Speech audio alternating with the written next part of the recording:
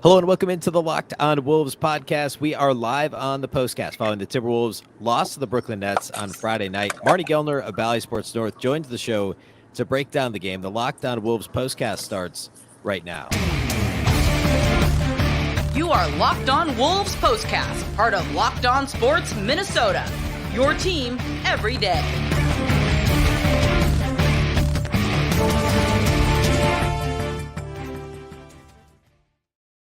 Hello and welcome to the Locked On Wolves podcast, part of the Locked On Podcast Network, your team every day. My name is Ben Beecken. I'm the host of Locked On Wolves. Marney Gellner from Valley Sports North is with me to talk about the Timberwolves' loss to the Nets on Friday. And Marty, this was a disappointing loss, to say the least. It was really a roller coaster in a lot of ways. The Timberwolves led for the first 3.5 quarters, and then they trailed by multiple possessions for most of the fourth, and then ultimately forced overtime on a Naz Reid buzzer beater, led for most of overtime before ultimately losing by a single point.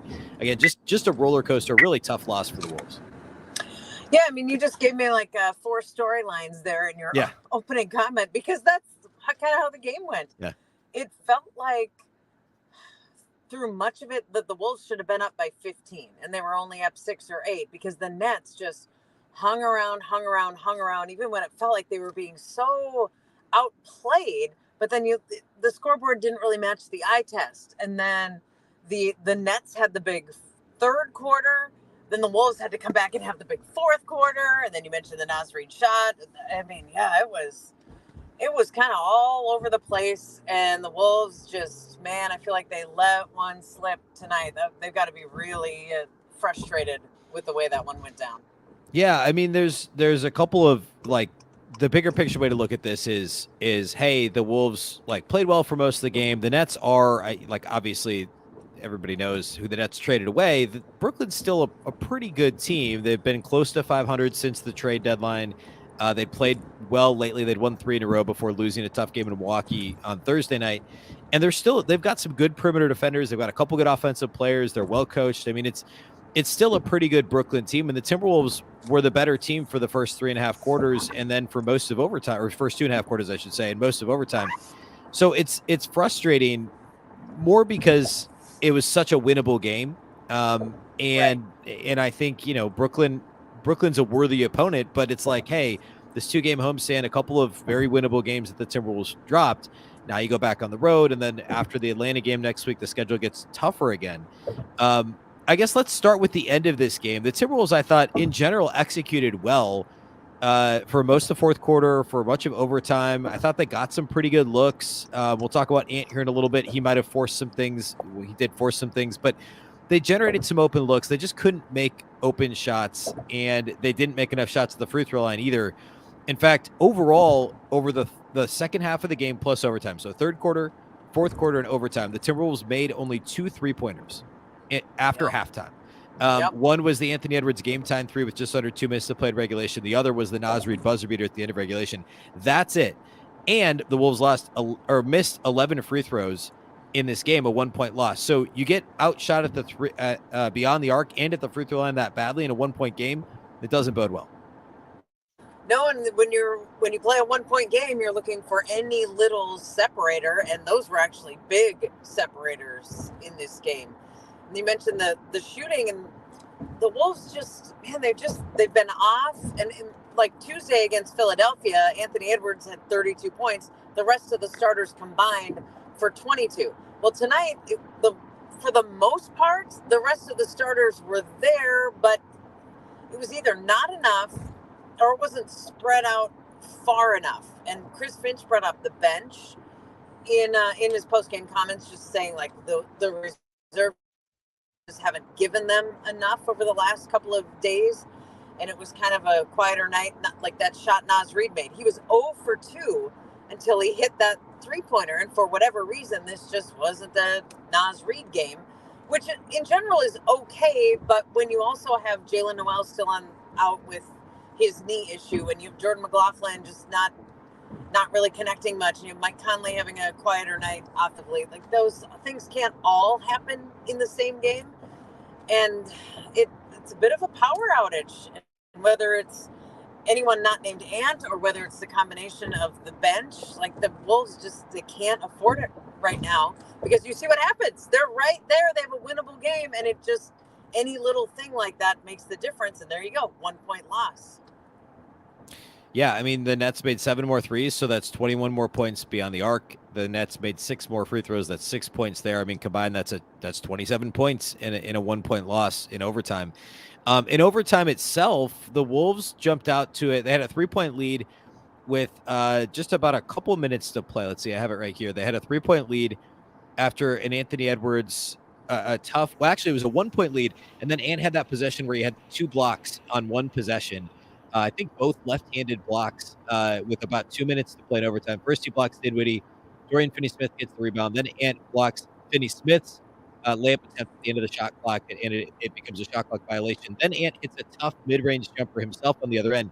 The Wolves are up 3 with a minute and a half left in overtime, but the Nets hit consecutive three-pointers, which were sandwiched around a really tough Anthony Edwards three-point attempt that he missed badly. And it was really, Chris Finch mentioned this after the game as well, it was off-ball defense. The attentiveness wasn't quite there. They were both, first it was Mikal Bridges, then it was Finney-Smith, who hit threes that gave the Nets a 3-point lead, and they ultimately held on. But it was frustrating. There were a couple of those lapses. There was one late in overtime where Ant sagged too far off, I think it was Royce O'Neal, and allowed him to hit, at the time, I think, a game-time 3 late in regulation. But just some of those, like, those details that they matter in close late games against good teams, and obviously more and more so down the stretch of the season, and ultimately, hopefully, the play in the playoffs.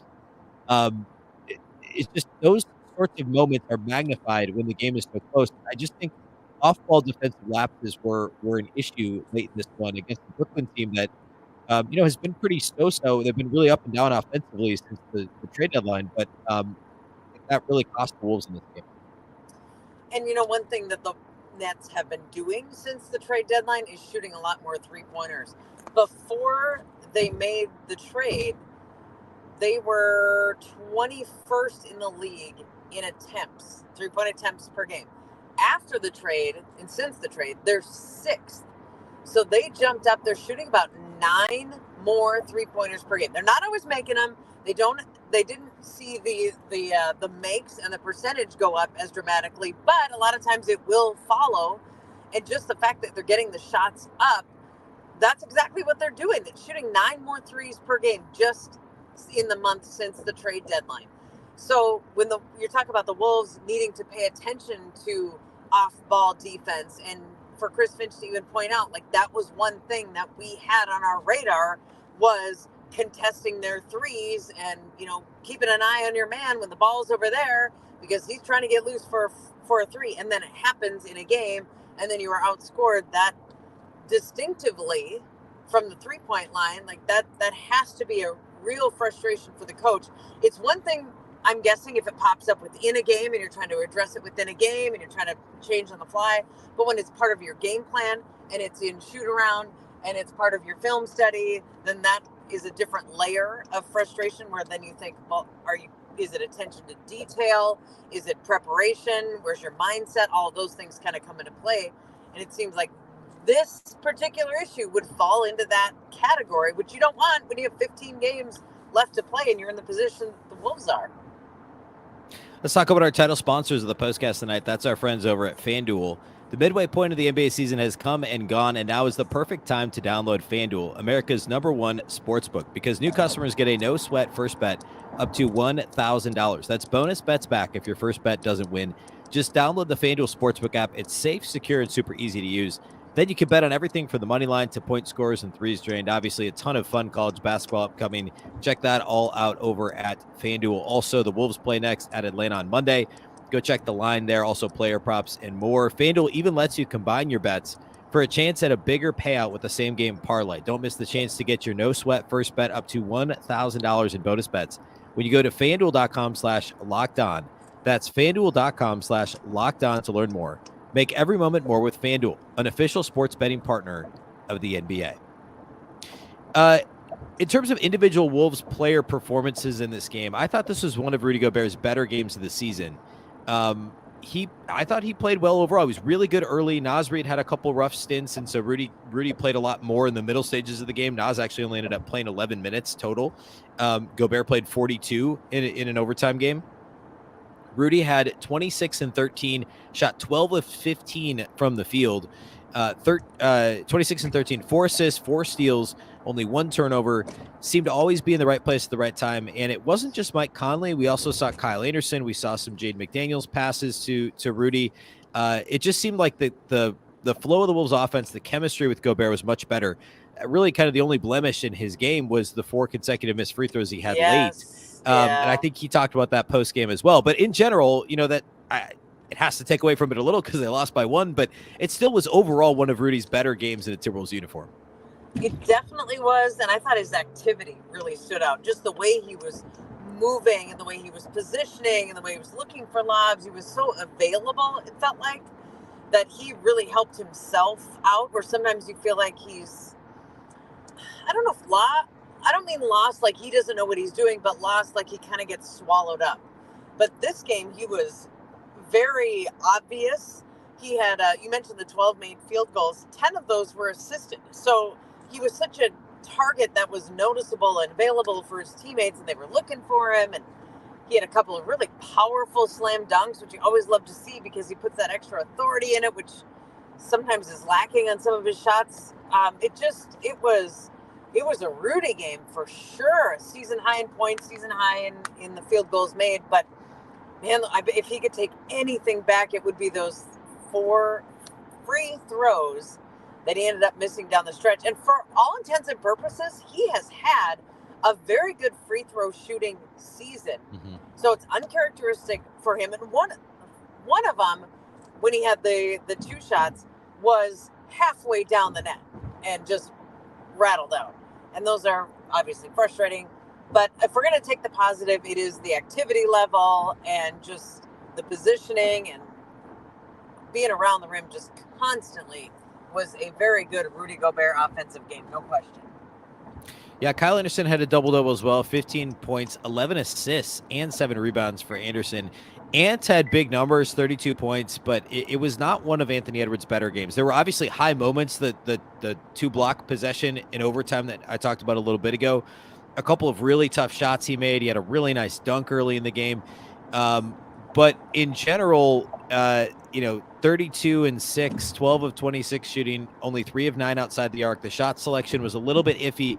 He only had 2 assists in this game. He only had 2 turnovers, but he wasn't looking to play make as much. And Brooklyn defended him not too differently from what a lot of teams are doing.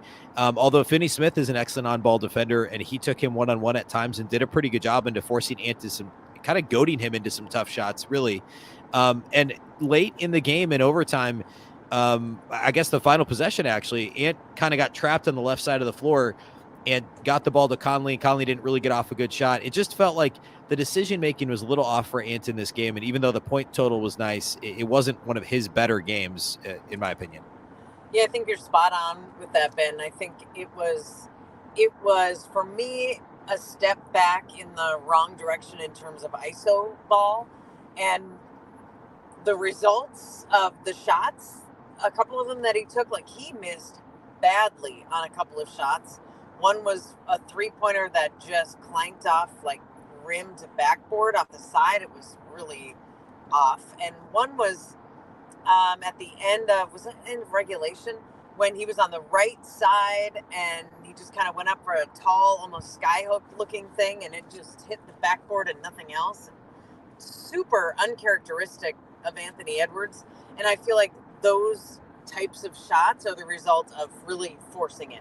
And I get it, man, but he is frustrated because he hasn't been able to put the shots up because the defense has been clamping down. He's just looking for ways to break out of it and looking for shots that will kind of propel him out of it instead of getting his teammates open and just kind of taking it as, okay, what else can I do? And somebody asked Chris Finch after the game about Ant's sort of progression as a player, and especially as an offensive player. Like, this is part of it, recognizing these defenses and recognizing when it's time to just not shut it down, but not be jacking up the shots. It's time to get your teammates involved. It's time to try this, try that. Chris Finch pointed out the assists and said 2's not enough. So it's kind of the harsh reality of a tough game from Anthony Edwards and good defense by the opposition. He's just got to find a better way to deal with that, a better way that he can be more productive for his teammates, because you're right, the points were there, but the overall game and just the efficiency and the fluidity of the offense, which has been wonderful. Let's not forget that. It's been fantastic. Tonight was not that same kind of stuff, though, from Anthony Edwards. Timberwolves have another 2 consecutive days off. It's this weird stretch where they played last Saturday. They actually had a back-to-back on the road. They had 2 nights off, lost badly to Philadelphia Tuesday, 2 more nights off, overtime loss to Brooklyn. Now they get the weekend off again, Saturday, Sunday off. They go to Atlanta to take on the Hawks on Monday night. Of course, Atlanta making the coaching change here recently. So that'll be an interesting matchup. The first time we've seen the Hawks this season. And then back to kind of a regular cadence of one on, one off in the middle of the week next week. So, at Atlanta is a winnable game, and we've seen the Wolves kind of, that can go both ways for this year's Wolves team. And then the schedule gets tough again, Boston, and then on the road for Chicago, Toronto, and the Knicks.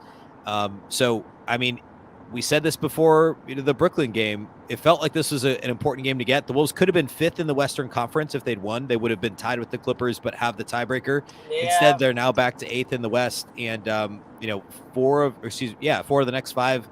4 of the next 5, and overall, what is that? 7 of the next 9, I think, on the road for the Wolves. Yeah, it's tough. How weird is it too that it's March 10th, and we're seeing Brooklyn for the first time. Yeah. And Monday, Atlanta for the first time. Yep. It's just the schedule is bizarre. A whole weekend off for Saturday, Sunday here, and then next week we'll have the Friday, Saturday back-to-back again. But, man, life in the NBA, it just doesn't stop. Atlanta's got a lot to play for, too. The Hawks are in 8th as we sit right now in the East, and they just won consecutive games against the Wizards on Wednesday and tonight. So, they put a little something together, about a 500 team, but Trae Young had 28 in each game. They're trying to get claw for better positioning too. So, don't look at Atlanta as like, well, let's chalk one up in the win column just because we think the Wolves are a better team, and I truly do think the Wolves are a better team. That is no gimme on Monday night, and the Minnesota, I think, is just going to have to play better than tonight, better than Tuesday night, and get back to whatever they found on that West Coast road trip when they reeled off 3 straight. Let's get back to that. Yeah, no kidding. We will go live again Monday following the game. That's a 6:30 p.m. Central tip at Atlanta. We'll go live on the Locked On Sports Minnesota YouTube channel, as we always do. And if you miss it live, you can always listen to the audio after the fact on whatever your favorite audio platform is on the Locked On Wolves feed. We will see you on Monday night. A big thank you for watching. A big thank you for listening, and we'll catch you next time.